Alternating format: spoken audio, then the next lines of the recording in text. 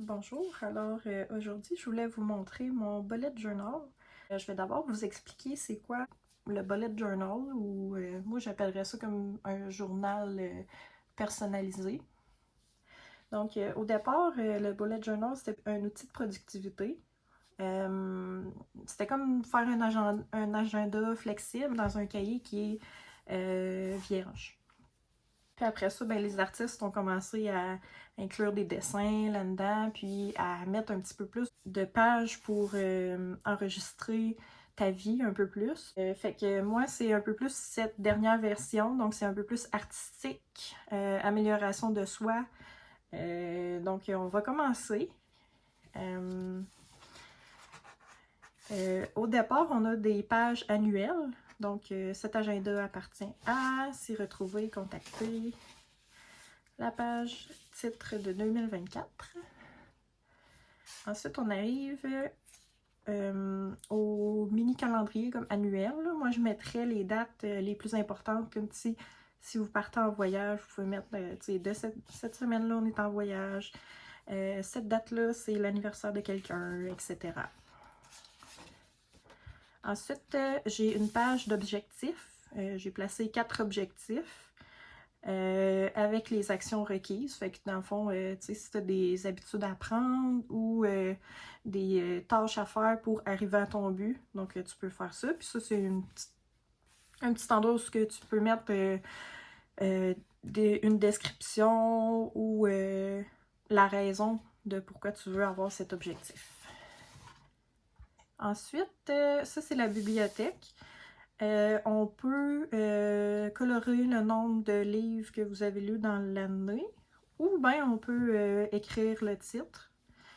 Ensuite, tu sais, les suggestions que le monde nous donne, puis on ne sait jamais où les mettre. Fait que là, les suggestions de livres à lire, d'émissions à regarder, de chansons à écouter, inscrire les restaurants à essayer, puis les endroits à visiter. Ici, j'aime tout le temps avoir dans mes bullet journal une page de souvenirs. Donc, pour chaque mois, soit vous écrivez comme le highlight du mois, ou bien on peut coller une petite image. Et on commence par le mois de janvier. Donc, chaque mois, vous allez voir, on a un calendrier. On a une page d'habitude, une page d'humeur, une page de réflexion et une page libre. Puis ensuite, on commence dans les semaines. Je vais expliquer, je vais faire le tour un peu. Donc, pour le calendrier, on peut écrire les rendez-vous qu'on a ce mois-ci. Ensuite, les pages d'habitude. Moi, je mets, par exemple, les habitudes que j'essaie d'avoir. Exemple, se passer la soie dentaire, faire le lit, prendre des vitamines, etc. Ici, c'est la page d'humeur. Il y a une petite légende. Vous pouvez aussi changer comme les descriptions. Là, vous pouvez écrire ah, aujourd'hui j'étais stressée ou anxieuse, etc. Puis, vous pouvez utiliser la couleur pour remplir chaque journée. Ou bien, on peut y aller avec des motifs. Là, par exemple, quand ça va super, je hache. Quand ça va bien, c'est des petits points, etc. Ensuite, la page de réflexion.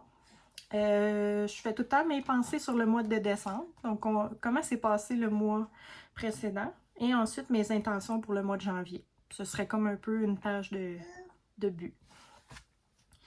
Puis, j'aime bien ça mettre les favoris. Tu sais, quand on trouve des nouvelles tunes ou on écoute des émissions de télé qu'on aime bien, ça rappelle aussi, si on replonge dans notre bullet journal, ça rappelle le mood dans lequel on était à ce moment-là.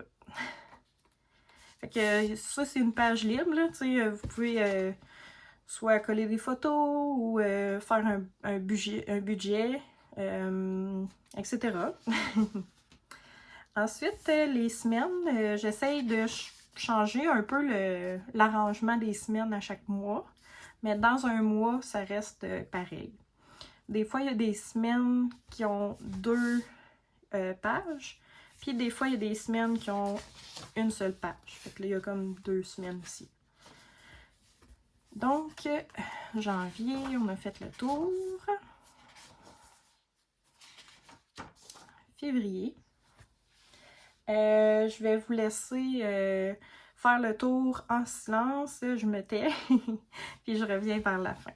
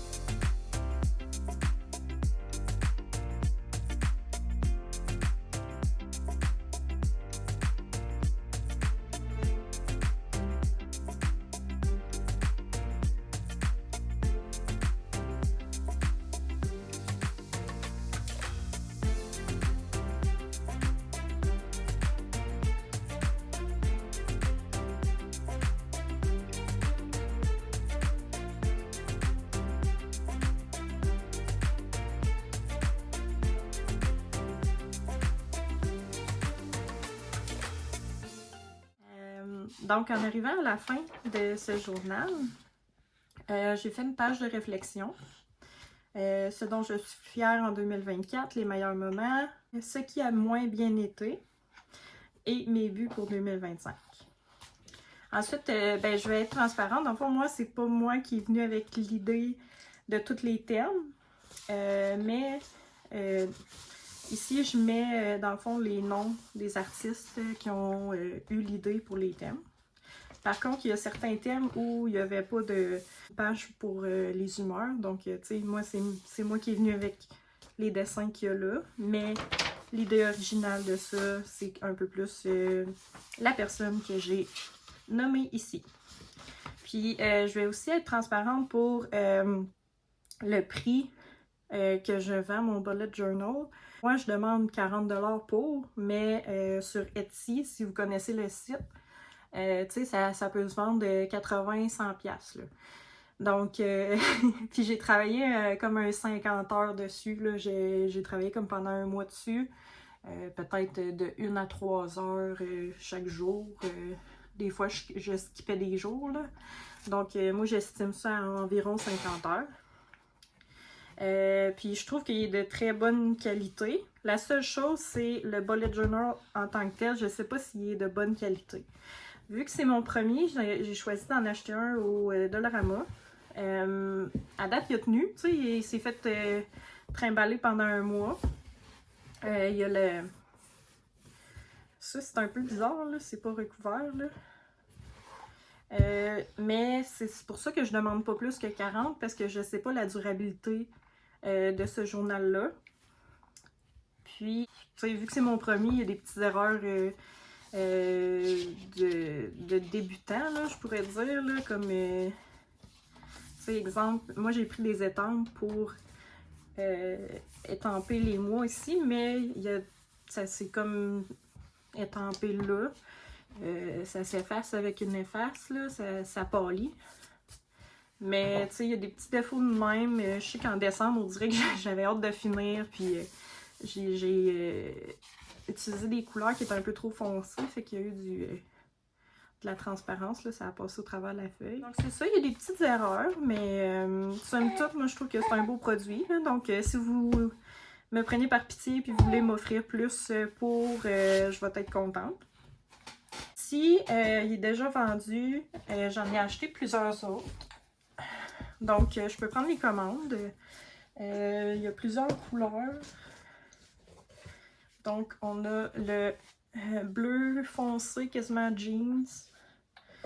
On a le petit gris pâle, le bleu pâle, puis le rose. Puis aussi, j'ai trouvé... Ben ça, dans le fond, je les ai achetés vu que c'est vraiment pas cher chez Dollarama. Puis, chez Marshall, il y a un bullet journal qui vend qui est 15 $. Donc, si jamais vous voulez que je vous en fasse un dans celui-là, lui, ce qui est le fun, c'est qu'il est pas cher, il est numéroté, il y a un index au début, puis on a une bandelette pour refermer le livre, on a une petite chose pour mettre son stylo, puis aussi on a 2 signets dans le fond. Fait que si j'en fais un dans celui-là, ben je vais le vendre un peu plus cher, peut-être dans les 60 $, 70 $, pour couvrir le coût du matériel. Parce que dans le fond, j'ai remarqué aussi que ça me prend 2 marqueurs comme ça par bullet journal. Donc, si j'en fais un autre, ben là, il faudra que je dépense pour m'offrir des nouveaux crayons comme ça. Puis en même temps, ben l'expérience va être un peu plus là. Donc, j'espère que vous avez aimé le flip through. Et je vous souhaite une bonne journée. Merci!